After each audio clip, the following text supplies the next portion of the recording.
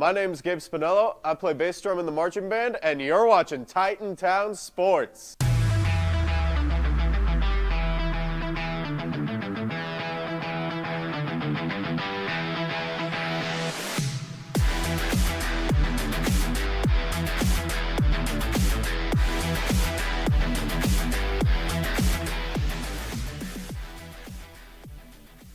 Welcome back to Titan Town Sports, WCN's newest show and your favorite. It's episode 4. I'm Ethan Kurtz, back at the anchor desk, joined by Ken Momeyer, who you've seen around the show a few times, also doing broadcasts for basketball and soccer. But Ken, first time at the anchor desk, how you feeling? Feeling great as always, Ethan. Glad to be here. Yeah, me too. I'm really glad to have you, Ken, and I'm also really excited to see more of RJ Scott. You saw him in the pool last week, learning to swim for the first time on episode 3, so go check that one out if you haven't already. This week, he's back with his signature Prime Cuts. Welcome back to another edition of Prime Cuts. I'm RJ Scott, and on this episode today, we will be talking about and covering the men and women's swim teams on their recent performance against Mount Union, and also a little bit about Jean Nicholson, who is a Titan legend. So let's get into it. Starting off with sophomore Maddie McLean. McLean would win the 500 with a time of 5:43.38, and also would finish third in both the 200 freestyle and also the 200 backstroke Saturday at Mount Union.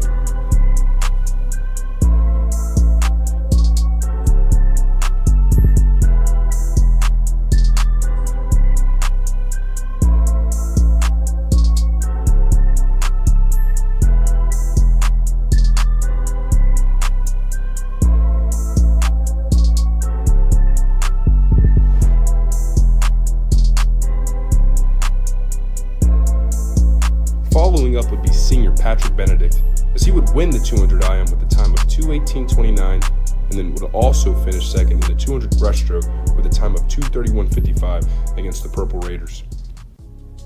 Westminster College honors the legacy of Eugene Nicholson by dedicating the pool to a coach, mentor, and leader who left an undeniable mark on our community. Born on June 14, 1941 in Mullins, South Carolina, Jean Nicholson's journey in sports began with notable achievements in track, basketball, and football, during his high school years leading to a distinguished athletic career at Wake Forest and Slippery Rock State College. After earning his Master of Education from Westminster College, Jean embarked on a 44-year coaching career here, shaping the lives of countless students. As a titan of coaching, he led our football, swimming, wrestling, tennis, golf, and track team, always fostering excellence and character. Under his guidance, our football team enjoyed a golden era, securing 5 NAIA Division II national championships, with Jean himself being named NAIA Division II Coach of the Year in 1994. Jean's contributions transcended the athletic fields. He was a beloved educator and a cornerstone of Westminster College faculty. His dedication was profound, mentoring young athletes and fostering a community of respect, discipline, and academic excellence. We remember Coach Nicholson not just for his records, but for his immense impact on our lives, inspiring generations of students to lead with integrity and passion. Today, as we dedicate this pool, we celebrate his life, a testament to the power of coaching, teaching, and genuine leadership. With all that good stuff being said, we have a message from the Titans head coach of the swim team. Let's take a look at what he said. Hey, this is Coach Todd Skabaniak from Westminster Swimming and Diving. Invite you guys to come out tomorrow night, Grove City College, big rivalry, Thursday night meet. Come out and support our Titans. And that's all for this segment of Prime Cuts. I am RJ Scott, and I will see you guys next time.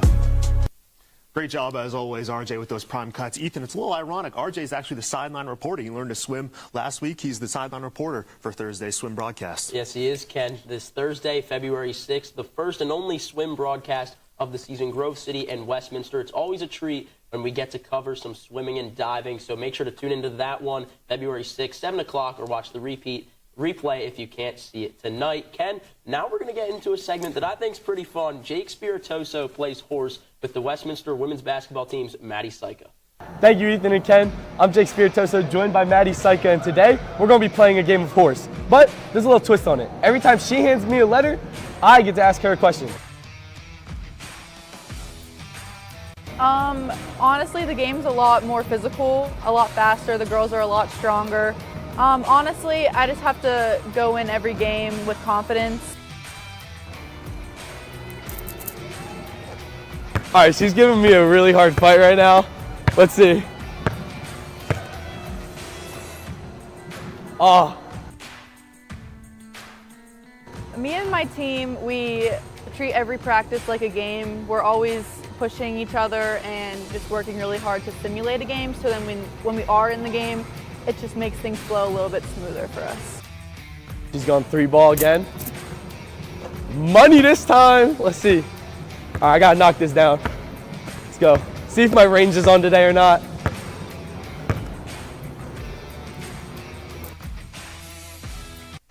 I actually sprained, well, we thought I sprained my ankle before the season started. It was one of our first season practices. I came down when I was shooting a layup. Turns out that it was actually a chip in my heel bone. So I did have to come back from that. I was out it happened October 15th, but I'm just now getting back into everything. All right, one dribble pull up. Money ball, all right. Here we go.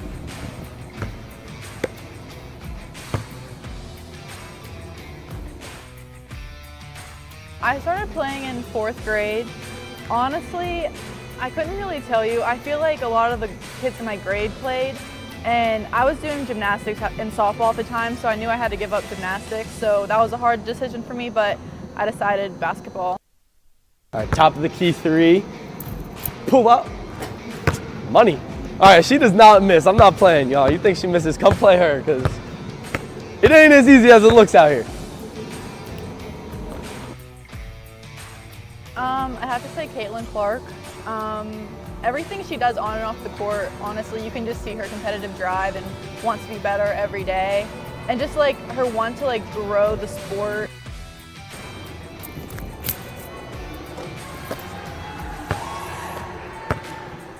All right, I'm gonna match it. Let's go.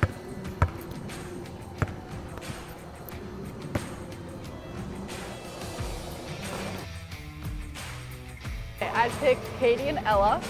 I picked them because they balance me out pretty well. Yeah, Jake, that was a really great segment. Maddie Syka dominated in Wednesday, February 5th's game against St. Vincent. She had 19 points, also dominated there against you, Jake. I'm really sorry. Didn't even get a letter on her.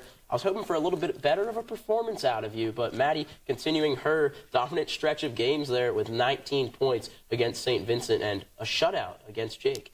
Of course, Ethan, it is National Women in Sports Week recognition. And speaking of our own women in sports, Emily Tallis has our next segment. Today, as we celebrate National Women in Sports Day, we take pride in honoring the incredible accomplishments of the Westminster Titans. These women have shown us what it means to be dedicated, driven, and unstoppable. In tennis, the Westminster Titans' dominance began in the conference championships in 1996 to 1997. In soccer, the Titans made history with a PAC championship in 2003, and their legacy was strengthened with another victory in 2022. Our swimming program has also been a standout, with PAC championships in 2003, 2004, 2006, and 2007, followed by back-to-back championships in 2018 and 2019. The Titans volleyball team secured PAC championships in 2002, 2007, and 2008, and their 2017 ECAC championship title remains a proud moment for our school. In basketball, the Titans have a storied history, with PAC championships in 2005, a remarkable 21-8 record in that season, the second best in school history, along with a PAC championship in 2007 and a 20-8 record in 2020. The Westminster Titans lacrosse team brought home a PAC championship in 2019, showcasing the skill and determination of our athletes. Our cross-country team earned a prestigious spot on the 2017 NCAA Division III All-Academic Team, showcasing their excellence both on the course and in the classroom. The Titans track and field athletes have proven their strength year after year. In 2016, the Titans claimed the PAC Indoor Championship. In 2020, they claimed the same Indoor Championship, followed by the PAC Outdoor and Indoor Championships in 2024. In softball, the Titans stood tall in 2024, claiming the PAC Championship and proving their ongoing excellence in the sport. Let's take a moment to celebrate the Westminster Titans, these women who have not only excelled in their sports, but have also paved the way for future generations of athletes. Great job, as always, with that, Emily. Of course, it's always nice to highlight women's sports and all that they mean for us, particularly here at Westminster, Ethan. 100%, Ken, and the women's basketball team, along with the men's, have a long stretch of away games here. 3 for the men's team, 2 for the women's team. And Tom Rook actually got to sit down with Coach Kevin Soroki as well as Misty Motter about the upcoming away stretch for the men's basketball team. Thank you, Ethan and Ken. I caught up with Coach Soroki and spoke to him about the game plan of this busy week coming off a win in last week's game against Teal. Good week. Guys, we've got coming off a good win versus Teal. And I know these 3 long road trips, but guys are excited for it and excited to put ourselves in a position to maybe make a run make the playoffs. Yeah. Bethany, St. Vincent, Waynesburg. I think I tallied up total about 10 hours between there and back between all 3 of those. What do you do and what do the players do kind of to get ready on the bus to step right off and go right into the gym and play hard? Well, thanks for telling me how long it is. I appreciate that. No, especially, down at Bethany, it's only a single game, so we play early. It's at 6:30, so guys will get home earlier tonight. And then, that's a long trip down on Wednesday down at St. Vincent. And then, obviously, it's Saturday morning. We leave early Saturday morning, traveling with the women's team to Waynesburg. So guys prepare themselves and they know what it's all about. And we've been talking about since Thursday about preparing for this week. So it's on get on their schoolwork for Thursday, Friday, and then get back to practice Saturday, Sunday, and be ready to play Monday. Players need as much rest and recovery as they can get when facing multiple opponents on the road in 1 week. This wouldn't be possible without the help and guidance of the Westminster Athletic Training staff. I spoke with Associate Athletic Trainer Misty Motter. Yeah, what does a road trip look like for a trainer going along with a basketball team? Going along with a basketball team, it's pretty comfortable, we'll say. Getting on the bus, making sure that they don't need anything while we're on the bus traveling, or any prep, because there are some guys and girls that might need prep to get there. Right. And then once we get there is just, getting them taped, any pregame stretching, heating, and getting them ready to go for their game and warm up. Yeah, rest and recovery is definitely key for our student athletes and in any sport, making sure that they get the proper rest so they don't have any re-injuries or injuries from fatigue. So we want to make sure that they're getting their ice, getting their stretching, getting anything taken care of that might be lingering so that they don't become bigger problems and have to sit out, because our goal is to make sure that all of our student athletes are out there practicing and playing at their best ability. Sam DeVito, the Westminster College equipment manager, does a lot of work behind the scenes to make sure the Titans are ready for battle as soon as they step on the bus. Men's basketball team taking a road trip, 3 games this week. What do your day-to-day operations and jobs look like with that team specifically? First thing in the morning, we get all their laundry ready to go for that afternoon. Yep. Shower towels. We get they bring bench towels, so I make sure that those are packed away, ready to roll. Uniforms. I put the uniforms in the locker room on game days. Back to you, Ethan and Ken, at the desk. Thank you, Tom, and a huge thank you to Sam DeVito for everything that he does as the equipment manager here, making sure laundry gets done, cleaning the uniforms before games really means a lot to all of the athletes here at Westminster. Also, thank you to Misty Motter and Coach Kevin Soroki for that interview. Of course, speaking of Coach Soroki, I got the chance to catch up with him after the February 3rd loss at Bethany College. Here's that interview. Ken Millmeyer here with head coach Kevin Soroki. Coach, obviously you struggled a bit from the free throw line tonight. Do you feel like that was kind of a matter of exhaustion, or do you just need to improve there? No, we just need to improve. You know what I mean? That's why they're called free. Yeah. So we got to knock those in. We had 3 opportunities when we were down, I think 5, and we had 3 turnovers. Yeah. You know what I mean? And did some free throws, and right. So we cost ourselves. It's been kind of like a broken record for us this year. That, Yeah. a lot of teams not beating us, we're just beating ourselves. So Right. we'll get better at it. Yeah. It's you got to get back to practice tomorrow and get ready for St. Vincent on Wednesday. Right. Are there any specific challenges you feel like you face on the road, especially coming out here to West Virginia? It's obviously a tough drive here. I experienced it myself tonight. Yeah, it's always tough driving out here. So, but yeah, it doesn't matter where you got to play. You got to come out and be ready to play every game.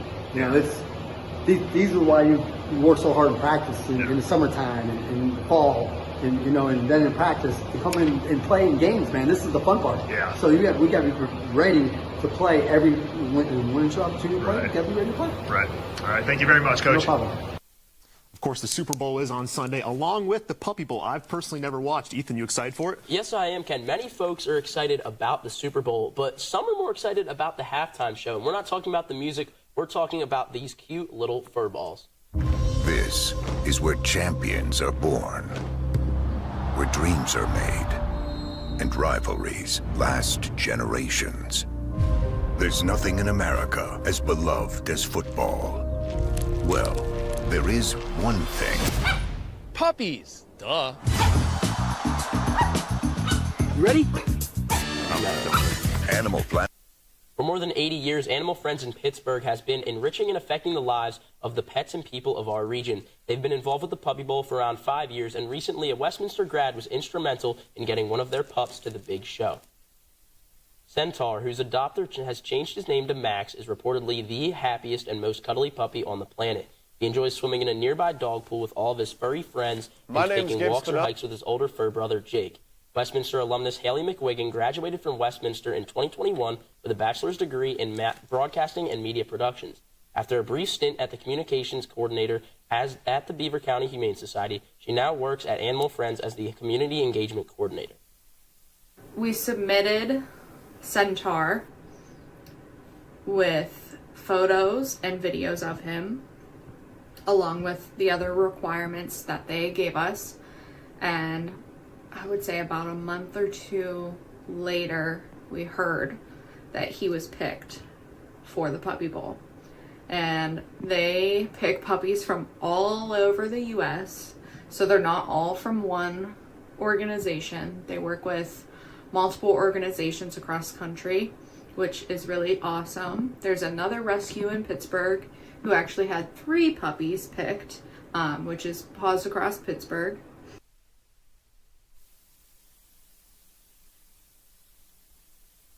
So be sure to watch the Puppy Bowl at halftime and root for Centaur. If you're thinking about adding a new 4-legged friend to your family, view all of their adoptable dogs, cats, and rabbits online at thinkingoutsidethecage.org. And special thanks to Animal Planet and Animal Friends in Pittsburgh. Ethan, as I said, it's the first time for me, hopefully, watching the Puppy Bowl this year. But speaking of sports, of course, Jordan Tate got an interview with the softball team. We'll go to that next. Thanks, Kenny and Ethan. I'm here with Emily Watts, a player on the softball team. Emily, how are you doing today? I'm doing good, Jordan. How are you? I'm good. Thanks for joining us. And today, Emily's going to teach us the mechanics in hitting a softball. Before we get there, Emily, I have to ask you, why is it important to know your mechanics when hitting a softball? So when you go up into the box, you need to be ready and prepared to hit whatever comes your way. And if you have your mechanics down, the ball's just going to go. Absolutely. Well, Emily, the show is yours. You can show us how it's done.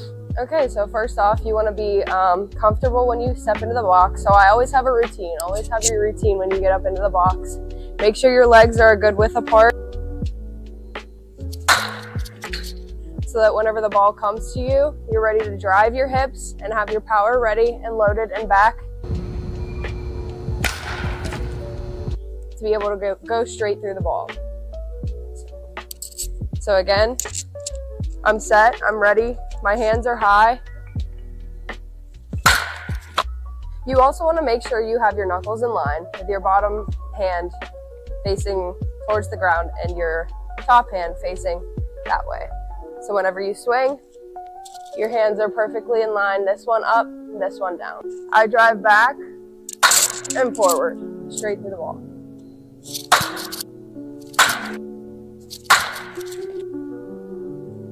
Great demonstration there by Emily. I appreciate it. But now it's time for the real test. Let's see if I can hit the softball following Emily's mechanics. Let's see it. Starting off, get in the box, right? Get your feet right, get your hips right, get your shoulders comfortable. Bottom hand, top hand. Get ready, take your practice swing, you know. Call your shot like I'm Babe Ruth. Aaron Judge, Game 5, didn't exist.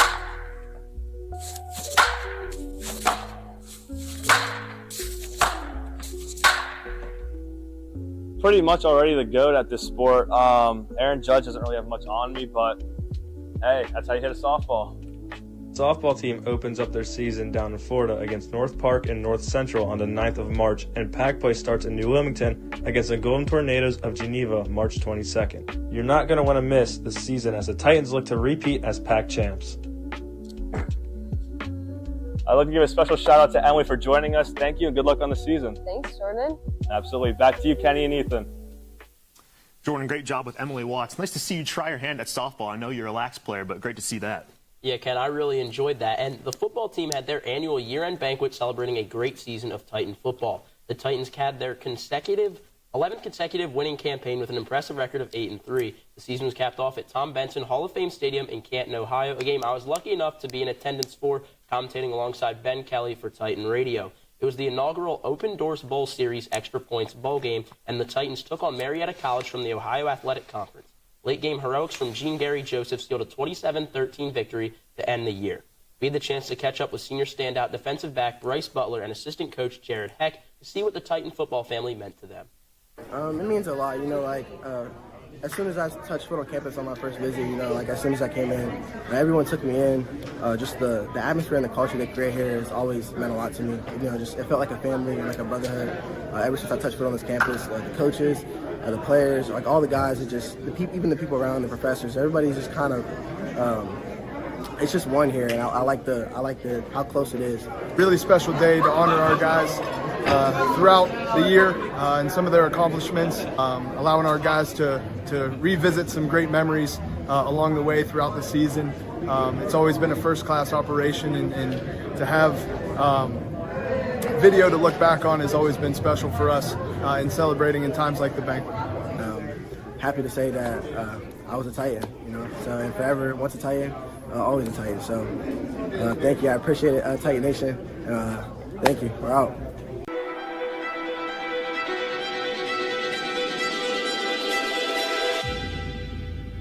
What a start to this game right there. Jaden Jackson takes it in.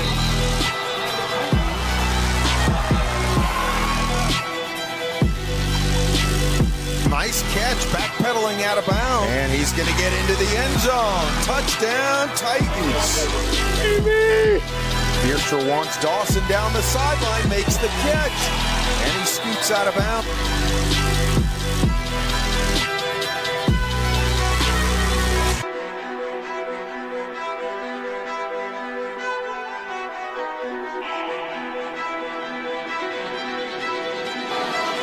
Hodges up the middle, pushing, and in.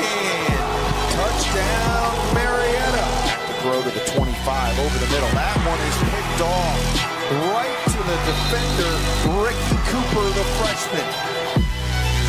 And intercepted. Intercepted at the 46-yard line. Here's intercepted for the touchdown. Gene Gary Joseph. I need another ring, please. Hey, it's always on us, man. In the churches we trust.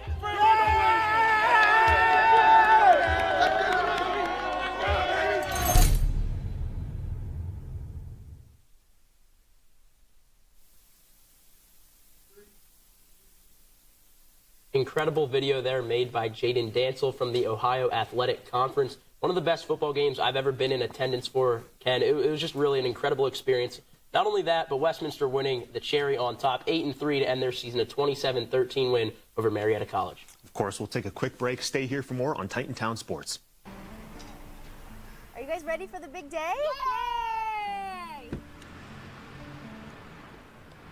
The world is big. Parents would never let their kids roam the streets of a city alone. All right, hey Leaf, take my phone, okay? While I get your little sister. So why let them roam the internet without a guide? Mom, it's locked. Don't worry about it, we're already here. Let's go. Children 8 and younger consume almost 2.5 hours of screen time a day.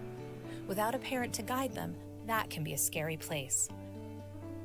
The internet can also be a great place for kids to learn, play games, connect with family, and even find role models. I love it. Charlie, what shape do you want to make?